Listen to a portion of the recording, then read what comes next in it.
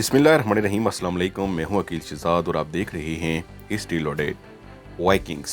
तारीख में वाइकिंग्स किस मुसलमान मुल्क या सल्तनत से टकराए? क्या उस्मान गाजी ने भी वाइकिंग का सामना किया? अगर किया तो कैसे? आज की हमारी वीडियो वाइकिंग्स की तारीख पर रहेगी।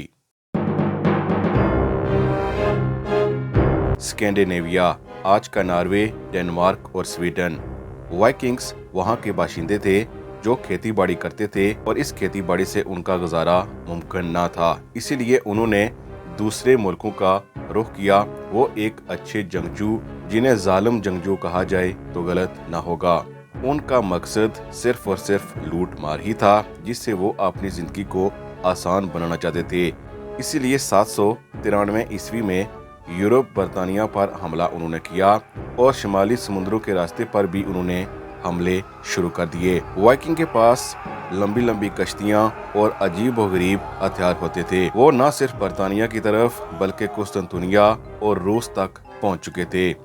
वाइकिंग्स ने इन तमाम इलाकों में जाते हुए जहां भी लोगों को देखा, उनको या अपने साथ शामिल कर लिया या फिर उनको लूट कर मार डाला। 793 में बर्तानिया के एक जजीरे में पहला बड़ा हमला उन्होंने किया और वहां मौजूद चर्च को जला दिया और चर्च के अंदर मौजूद तमाम चीजें लूट कर ले गए, जिसके बाद वो जालिम के तौर पर पूरी दुनिया में मशहूर हो चुके थे। 795 में आयरलैंड पर उन्होंने हमला किया और फिर पूरे यूरोप में अफरा तफरी फैल गई। वाइकिंग्स का अपना मजहब था। वो 3 खुदाओं को मानते थे, जिनका नाम ओडिन, थोर और गिरे था। कहा जाता है कि 930 ईस्वी में आइसलैंड तक जब वाइकिंग्स पहुंच चुके थे तो उनकी तादाद तकरीबन 10,000 हो चुकी थी। वाइकिंग्स ने न सिर्फ ईसाइयों पर बल्कि मुसलमानों पर भी हमले किए। 1844 में उन्होंने स्पेन पर हमला कर दिया और उन्होंने स्पेन पर हमला बहरे ओकियानूस की तरफ से किया और लिस्बन शहर को कब्जे में ले लिया। कई हफ्ते तक लिस्बन शहर उनके कब्जे में रहा। फिर वहां के खलीफा अब्दुल रहमान ने महसूस किया कि इनको शिकस्त देनी चाहिए, इसीलिए इनके साथ एक बड़ी जंग की गई, जिसकी क़यादत हाजी ईसा इब्ने सईद मूसा इब्ने मूसा कर रहे थे। वाइकिंग्स को स्पेन की तरफ से एक बड़ी शिकस्त का सामना करना पड़ा और वो मायदा करके पीछे हटे।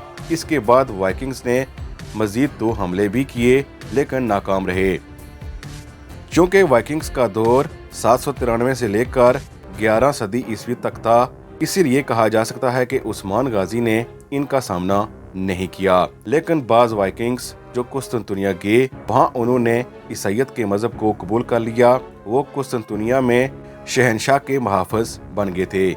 इसके साथ साथ स्पेन में मौजूद वाइकिंग्स जो वहां रह गए, उन्होंने इस्लाम भी कबूल किया था। चूंकि तारीखी एतबार से वाइकिंग्स 11वीं सदी ईस्वी में खत्म हो गए थे, लेकिन अगर उनकी नस्ल से कोई कुस्तुनतुनिया में शहनशाह का मुहाफ़िज़ था, उसका सामना अगर उस्मान गाजी से हुआ हो तो वो अलग बात है। लेकिन वाइकिंग्स का दौर 793 से लेकर 11वीं सदी ईस्वी तक ही था।